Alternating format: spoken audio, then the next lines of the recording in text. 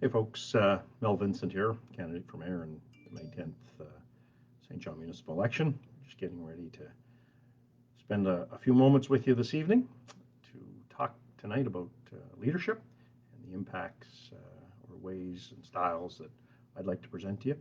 Thought I'd come on just a few minutes early to give everybody a chance to settle in, and I think if I understand Facebook Live right, it gives you a message maybe that I'm now live, so it'll give you a chance to sign on, and I see a few of you coming on board here so far, so see a few thumbs up, so you must be hearing me and seeing what's happening.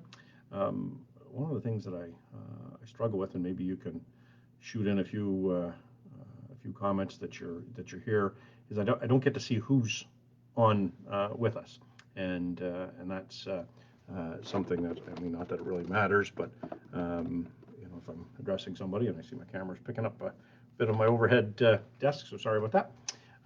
We'll give everybody a few minutes and jump on as your numbers climbing up and going forward. Tonight is I think a great topic, and some people ask me why didn't I start with this one. I find it hard to talk about yourself. It's not something that comes naturally to me. I'm a team player. I believe in the us's and the we's and those kinds of things. I struggle to say I, and in my involvement in campaigns and whatnot, I've often said to candidates, if you can leave that pronoun out, all the better. So I'll struggle with that. And on a bit of a comical note, and I see I'm not doing good at it already, my wife Pam said to me, I say too much. So I'm going to try to stop that one. Maybe somebody can be my counter and tell me how many times I say We're now just shortly after 8 o'clock. I see a few faces coming on, a bunch more likes. So let's try to get started and talk about leadership. And again, folks, this conversation, I just want you to get a sense and a feel for who I am and how I will conduct myself. I can't answer every question, and I mean, there's a lot of them I've never even contemplated that you probably have. But what I can do is try to give you a sense of who I am and how I'll approach things. What direction I might take. Am I somebody that's emotional and reactive? Am I a thinker and a contemplator? If by now you haven't figured that one out, probably I haven't done a very good job of talking to you, but we'll get through that. So, Jill, my sister next in line in the Vincent family. So, Jill, obviously I can't thank you enough for your support and all the things you do. Yes, we fought like brother and sister, and we've had our difficult times, but I always know you're in my corner. So, thank you, Paula. Glad to have you here, and your clan has played a big part in my life. So very happy to have you there and being involved in your family. And so Paula represents the Coughlin Clan, and for you that don't know, there's two very strong connections from the Coughlins to the Vincents. Harold Coughlin, who worked in real estate with Pam and I, was a huge mentor to us, and in the final days of his career, so happy that he got to work very hand in hand with me, and love all the things that Harold did. His dad represented my grandparents in some of their real estate transactions all along, and Joe Coughlin, Harold's brother, has been a huge part.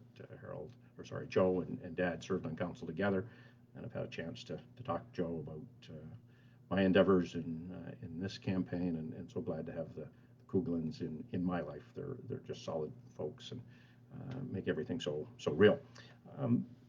Folks in my life, somehow I've been placed in a role of leadership, from a very early age.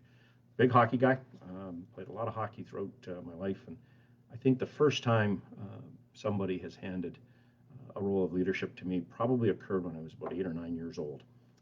I think we were called the Flyers, and Herb Day coached us. Haven't said that name in a long time. Just a great guy, great mentor. Taught me a lot, at that young age of how to have fun and be so involved in our sports and our lives. And I think guys like that in this particular moment think, wow, what leaders they were to help develop us as young boys and girls and become better, productive citizens. I remember very much getting the C to put on my hockey sweater. A moment of great pride. Get the responsibility of helping lead your team and friends, and it causes you to just kind of elevate your game and be a little better. And so from that very early age and onwards to organizations and boards that I've served on, people always seem to lean on me. And I think it's probably a lot to do with my personality. I'm a pretty calm guy. Sometimes my wife says too calm and I don't express myself.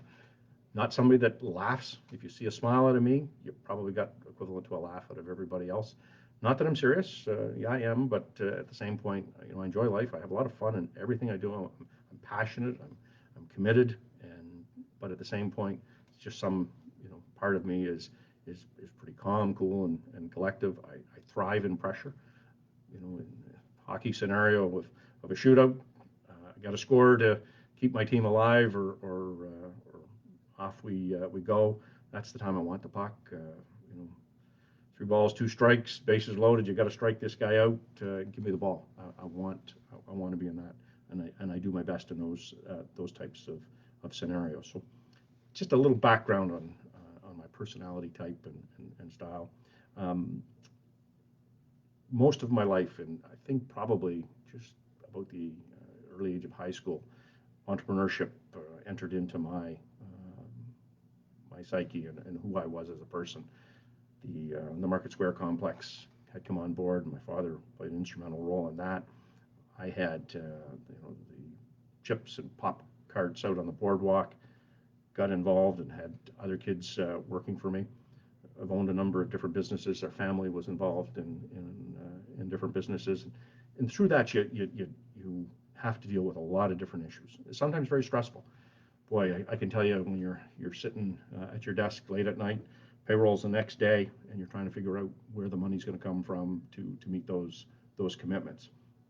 You work hard and try to make some things happen, and you feel the pressures of life. Jeff, good friend from East St. John. Yeah, I guess we probably have laughed a couple of times, so thanks about that, Jeff. And yes, Brad, maybe at that dirt bike track in Riverglade, we did laugh a couple of times, so thank you.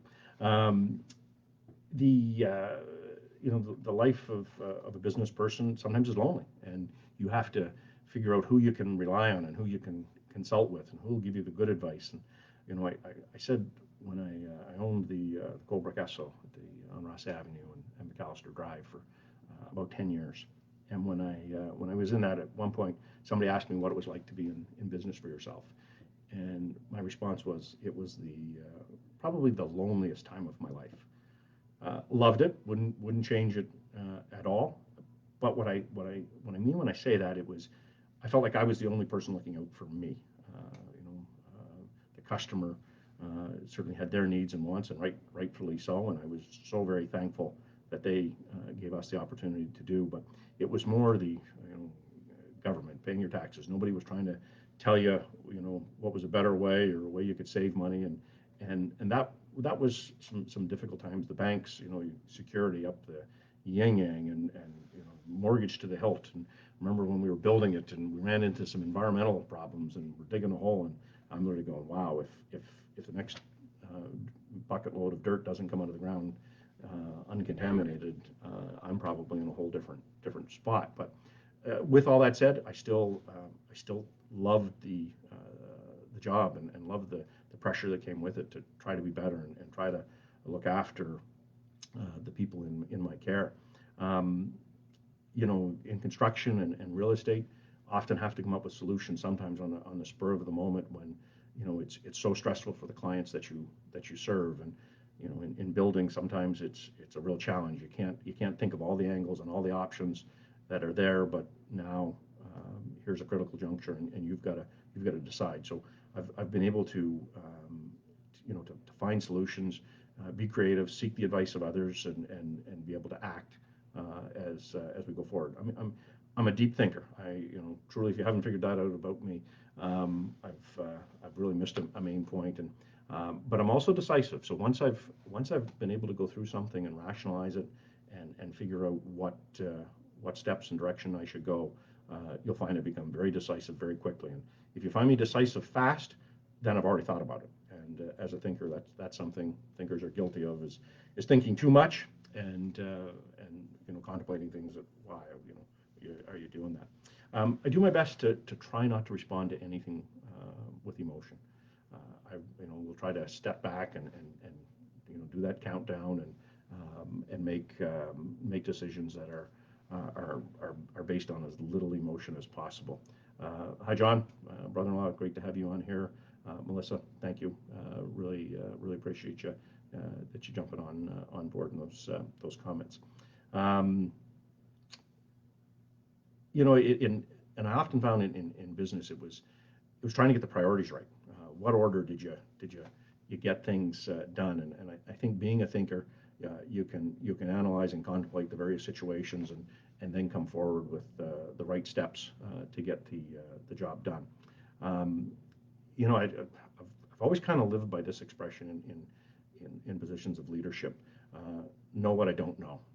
And what I mean by that is, I don't have all the answers, and I will, again, gladly stand up when I don't know and say, hey, that's something I haven't thought about.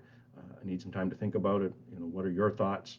I very firmly believe in reaching out to the experts. And in my own life, I trust my accountant, I trust my lawyer, I trust my doctor, I trust my dentist. Those are the men and women in my life that guide me, and I hope my decision was to pick the right ones that'll give me the right advice. And you know what? Like me, we're not always right. It's the acknowledgement of knowing you've made a mistake, and you're going to try to figure it out and factor in it. I live by a simple motto. I want to be better today than I was yesterday, and I want to be better tomorrow than I am today. Not better than anybody else. I just want to be better than me. And that's the self-reflection that I go through each and every day of my life, trying to figure out how can I be better at what I do. And as a leader, I think that's critical with the steps that we go through as often as we can. I'm very much a collaborative leader. I think that if we've failed as a city is to bring ourselves closer together. It seems we've always had competing interests, go to different levels of government and try to talk about various projects. We seem to always have dissension somewhere, and I think that's held our city back a lot. I remember back in, I think, the mid to late 80s, the CN shops in Moncton were closed, and I know I spent some time in Moncton, and that community was devastated. But collectively, the towns of Riverview and Dieppe and the city of Moncton came together in strong collaboration, put aside whatever differences they had. And back then, those communities were clearly unique and as different as what exists in Greater St. John. The difference that between them and us is they came together. They figured it out and have had great success today. And I will tell you, and I think I said this in the last time, I'm also a competitive guy. Nothing drives me more than to figure out a way to be better and stronger. I really, down deep, it just irks me that we're now number 2 and not far from being number 3. As a leader, I will do every conceivable thing in my power under my watch that we're at the very least making steps and moving back to the number 1 position. Now, that's still a big task. I don't believe in setting goals that you can't reach, but they should be goals that are just outside of what you can achieve. And so in my goal is to return St. John back to being the largest municipality in New Brunswick. So that competitor in me is there. I don't like to give up too easy. I'm a positive person. My glass is half full. I don't have a lot of understanding or maybe even appreciation for negativity. We can't succeed if all we do is tear one another apart. An individual said to me not too long ago, You need to come from a place of gratitude. And you know what? That's it. I am very grateful for all the things that have happened in my life, good or bad. They all taught me some lesson, and I try to come forward with as positive an attitude as I can. I mean, I won't say I'm the eternal optimist, but I don't think I'm far from it either. It's we just achieve so much more when we build other people up and give them the ability to grow. And I think that would kind of lead into a bit of a wrap on who I am as a leader.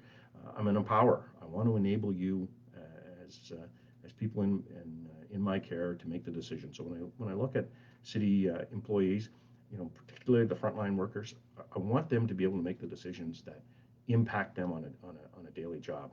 The person who is maybe on the asphalt truck, and they've been given their instructions as to what potholes and roads to repair and all that stuff. They're heading back to the shop. They still got asphalt on board. Maybe it's not recyclable and it's just going to be tossed. They come across to a situation that they can do it. Then I want them to be able to get out of the vehicle and tend to the matter that's in front of them. And some in the organization have told me that they're not allowed to do those kinds of things. And to me, that doesn't fit well in my psyche. I've had the privilege of taking some Disney courses, and that's their number one thing, is empower the people in the front line to make the decisions that they can. We've got some wonderful people in the city who do some great job. Sometimes I feel that they're not given the freedom to make the decisions that they can. And it could be something as simple as people in accounting who've got great accounting credentials and capabilities, but something like a requisition to pay a bill comes in and it's been approved, it's in the budget, it's under budget, all of those things, and it just needs just process it. But I'm told that some of that stuff has to go up the chain of command to be signed off by the right person, and that stuff just drives me. It's not efficient and is not a great way of growing an organization. I think if we can empower people, we can make things happen so much more successfully. It creates just a much better working environment for everybody. As a coach, as an employer, I think one of my greatest skills is my ability to motivate and make people better. And it was certainly a skill my dad was incredible at. I'd like to think I learned a little bit from him. Look at many of the great hockey players, and I think one of their greatest attributes was they made the people around them better. And I've prided myself on finding a way to motivate many of the kids that have coached with me. And I particularly think of teams through about 10 years of coaching high school hockey, where the little older could take motivation the right way, and it was more than just fun. And I seem to have that knack of figuring out what was the formula that made them work. And it would certainly be a similar style that I bring as mayor to look at our council table and figure out a way that makes councilors better. How can we motivate them to reach higher and strive deeper to improve our city? So that's a huge part of who I am. So that knack of making people better seems to be something that I've done. So I've taken almost 20 minutes here to try to give you a little more personal insight as to who I am. I'm still struggling to talk to this camera, and I deliberately come into my office. There's nobody around, so it's a struggle. But I hope you're getting a better sense as to who I am. I did have 3 questions that got emailed into me. So Corey asked me, can I give him, I guess, an example of how I've demonstrated leadership? Corey, great question. To me, often I think the most effective way to demonstrate leadership to somebody is by doing. So I am a doer. I have, in a lot of the different businesses I've owned were more in the service sector. Here in our home construction business, owning the Colebrook Esso. My active style is to do it right alongside, demonstrate how to do it along with them, supervise, coach, mentor, follow up. I don't believe in punishing people for making a decision. I believe in coaching them and corrective behaviors. How can you make them better? And if they truly want to get better, I think those styles will help. Kelly asked, Have you ever had to ask someone to do something that you wouldn't do? Yeah, Kelly, maybe on a comical note here, I have a pretty significant fear of heights.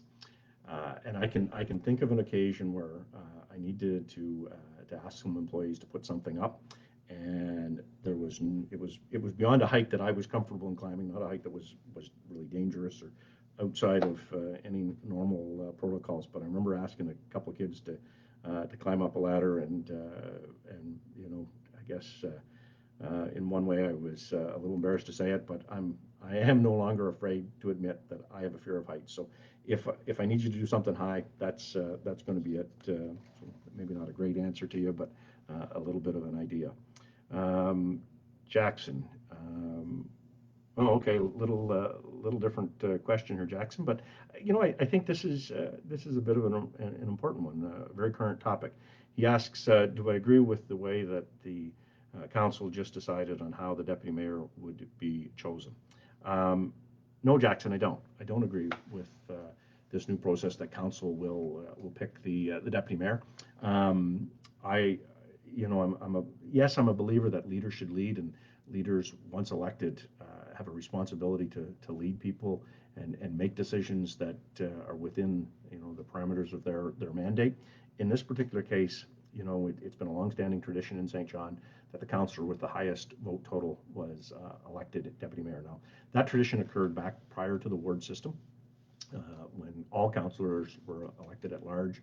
We went to a ward system, is my understanding. Then we came back to the at large, and now presently we're 4 of our wards elect 2 councillors each, and then there's 2 more councillors elected at large. And under that mandate, if you got the largest vote total, you were elected deputy mayor, and pretty much without exception, it has to be one of those councillors at large. To me, this was a decision and an ability of the people to influence the leadership of council, and I think that was a great way of doing it. So I don't agree. I'll even be so frank, I'm not a big fan of the word system. It creates some challenges in that sometimes councillors feel that they have to speak just for their ward, and the reality is under pretty much any governance model, when you're elected, you serve the greater entity, not the individual capacity. I've served on a number of different boards where stakeholders chose the board member or nominated the board member in that kind of way, and often I would hear board members say, well, I have to go back to my group to report back. Well, you may have to go back to report back, but you don't take the direction from them either. You still have to serve the greater good. So when you're elected as mayor and council, you're elected to represent the city of St. John and its entire entity. And sometimes you may be even at conflict. Maybe your ward wants something different, but it's not in the greatest interest, and it's there. That's why I struggle with the ward system. But in reality, there's no system that's perfect. We have to make the best of it, and I think the people around the table, if they come in with that approach and want to work hard, but specifically, no, I would have rather seen the people choose the deputy mayor. Maybe there's a different formula. Maybe it could have been a percentage of the vote, and which councillor achieved that, and that could certainly probably happen from the ward system as well too. But I would like to have left that one in the hands of the people. So a couple of questions that come in. I don't know if anything else has been put in there. I see nothing.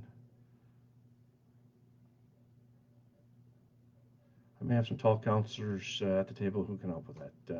Brent, you're 6'6". You got a couple inches on me, Brent. I only tip the scales at 5'10", so low to the ground, but I don't fall down often. Hey, Mac, I certainly appreciate that. Yeah, we played a couple road hockey games on Wildwood Street, didn't we? I don't think it got too ugly. So, folks, that's just shy of, well, I guess we're just about 25 minutes. Didn't want this to go on all night. I hope this gives you a better sense, or at least helps you fill in some of the gaps as to who I am as a person and how I conduct myself. I want to work hard for you. May 10th, it will fast be upon us, and over the course, I guess, of the next 6-7 weeks, I'll try to convey to you more every week who I am. feel free to email me, reach out to us at info@melvincent.ca. I can't answer everybody, and will do my best to try to do it. If you've got positive comments, I'm all in. I'd love to hear your ideas on how we can grow this city. You know, it's a big struggle, so I'm all on board with great positive comments on how we can do things. So with that, thanks, folks. Have a great weekend. It looks like it's going to be a little messy this weekend. Stay safe out there. Let's talk next week. And again, St. John, it's time to build. I hope you'll join me, and would love to have your support on May 10th. Thanks very much, folks. Good night.